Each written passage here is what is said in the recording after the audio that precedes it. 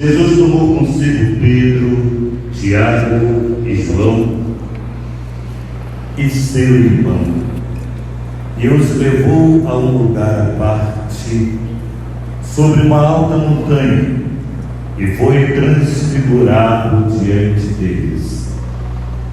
O seu rosto brilhou como o sol, e suas roupas ficaram brancas como a luz. Nisso apareceu-lhe Moisés e Elias, conversando com Jesus.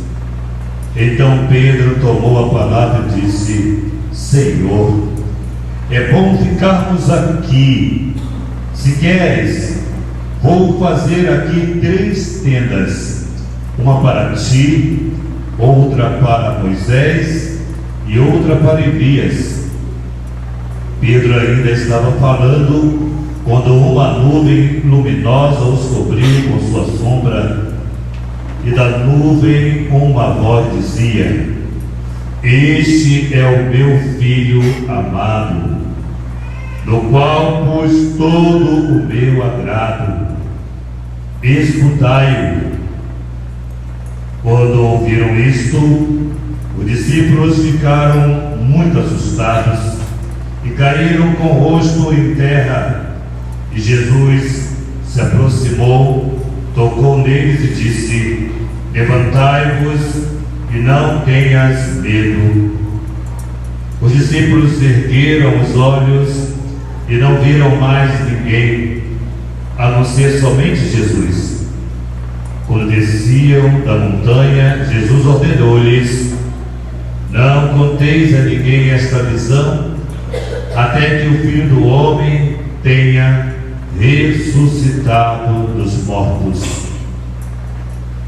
Palavra da salvação. Glória a vós, Senhor.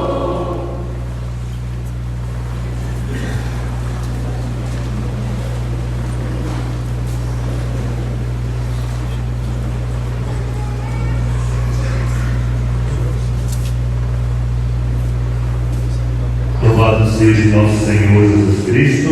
Para sempre seja louvado. Queridíssimo Padre Fernando, que alegria mais uma vez encontrar com o Senhor, querida comunidade. Hoje a palavra de Deus quer trazer, em meio às angústias da vida, em meio às diversas situações em que nós vivemos, enfrentamos, as crianças com as angústias de crianças, os adolescentes com a deles, os jovens com a deles, os adultos com as suas, nós mais velhos com as nossas.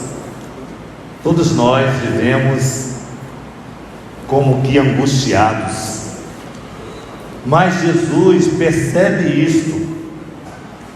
Jesus percebe tudo isto. Na profecia de Daniel, aquele povo estava no exílio, ou seja, estavam vivendo provações e privações. E Daniel tem uma belíssima visão de uma grande esperança do Filho do Homem, que virá e trará a alegria da qual o coração daquele povo necessitava e desejava. Trouxe esperança essa visão. E a visão noturna trazia luz, ou seja, no meio das trevas, das diversas situações em que enfrentamos, ou que ainda poderemos vir a enfrentar, Deus é a nossa luz. Deus vai iluminar todas as áreas da nossa vida, das mais tenebrosas ou escuras. Deus vai iluminar. A profecia de Daniel traz isso para nós hoje. Por isso, hoje belíssimamente o salmo cantado para nós, traz esse revigorar. Deus é Rei, é o Altíssimo, é o Rei, é o Senhor, é Ele que comanda, que nos traz profundamente a esperança que o mundo não pode nos dar, porque não tem para dar, porque só o soberano Senhor nos dá o verdadeiro sentido da nossa vida e uma alegria que não vem dos homens, mas vem de Deus, através do homem de Deus. Por isso, vai nos falar a carta de São Pedro. Não foi segundo fábulas habitualmente inventadas que vos demos a conhecer o poder de Deus. Olha que bonito. Nós precisamos entender que a palavra de Deus, ela é vida e ela é viva, e cada dia mais essa palavra é viva. Não é como a história da carochinha, do lobo mau, da Branca de Neve. Não, ela parte de uma realidade, não de uma fantasia, de uma fábula, como vai nos falar São Pedro. Não, ela parte de uma vivência experimentada, ou seja, empírica, para que de fato nós conseguíssemos saborear uma verdade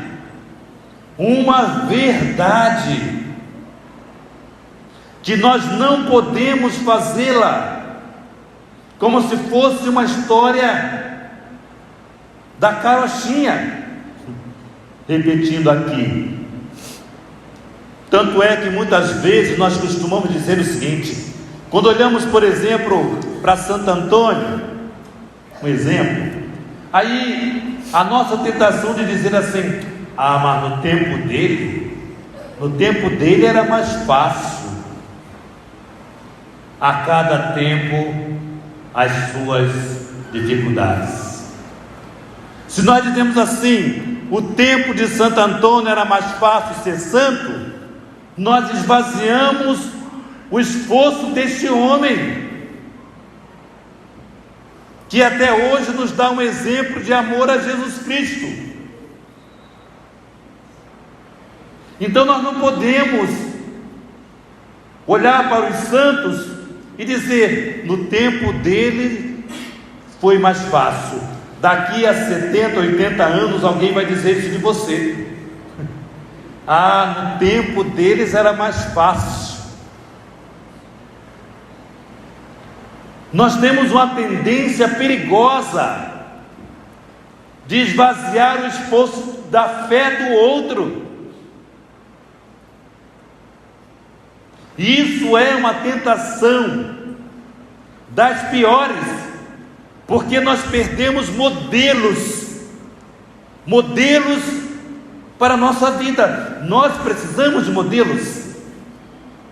Vou dar um exemplo aqui. Alguns de vocês aqui foram da geração de uma grande apresentadora naqueles tempos, seguiram essa grande apresentadora, que eu não quero falar porque estou gravando, para não ser processado, porque hoje é um tal de processar padre, né? Mas enfim, hoje, olhando a história da vida desta grande apresentadora, vimos o fracasso. O que vemos? O fracasso.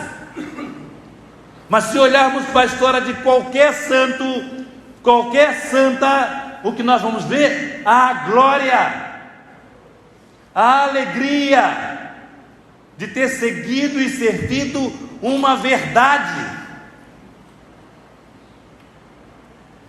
Veja a diferença de quem segue ídolos e de quem segue uma verdade. Por isso o Santo Evangelho de hoje, Jesus, percebendo a angústia, querendo preparar os discípulos, chama Pedro, Tiago e João e seu irmão e os leva para uma alta montanha, e era alta mesmo. A experiência da montanha é a experiência de ouvir e de experimentar a Deus. Quando nós olhamos nas nossas igrejas, sempre o altar vai estar um pouco no nível mais alto do que nós, para mostrar que é do alto dessa montanha que nós experimentamos uma verdade, que é Jesus na Eucaristia, que nos fala, que nos alimenta, que nos enche de esperança e de alegria. Sempre o altar está no nível mais alto, para olharmos para o alto, vermos a montanha. E Jesus chama esses para encorajá-los, quando muitas vezes nós nos encontramos desanimados diante da nossa fé, por alguma situação que trouxe dissabor na nossa vida. Vamos para a montanha. Qual é o lugar para reanimar a nossa fé? É na montanha, no altar do Senhor, para trazer para a nossa vida de casal, para a nossa vida de solteiro, para a nossa vida sacerdotal, para a vida de criança, de adolescente, a alegria em meio aos desafios em que vivemos. Então entendemos, com a firmeza dessa palavra de Deus de hoje, que Jesus chama para a montanha, para dizer para os discípulos que a cruz não será eterna.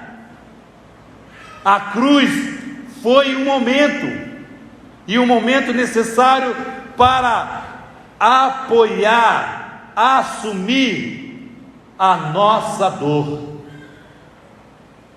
assumir e pagar o preço dos nossos pecados. A cruz foi necessária, porque nós pecamos, e pela Santa Cruz redimiste o mundo. Porém, amados filhos, Jesus quis mostrar para eles que o que eles vão experimentar depois do sofrimento é maior do que tudo aquilo que eles já experimentaram. Os santos experimentaram, os santos experimentam o que nós vamos experimentar, mas é preciso que eu e você, que nós não desistamos, que um encoraja o outro, que um sustente o outro, que um anima o outro a não desistir da tua fé, a não desistir da sua caminhada, porque é muito rápido sair de perto de Deus, é muito rápido. Não demos brechas. E aí, amados filhos, estava tão bom ali, que Pedro disse: Jesus, olha, vamos fazer uma tenda para ti, outra para Moisés e outra para Elias. Um simboliza a palavra, Moisés, e outro simboliza a lei.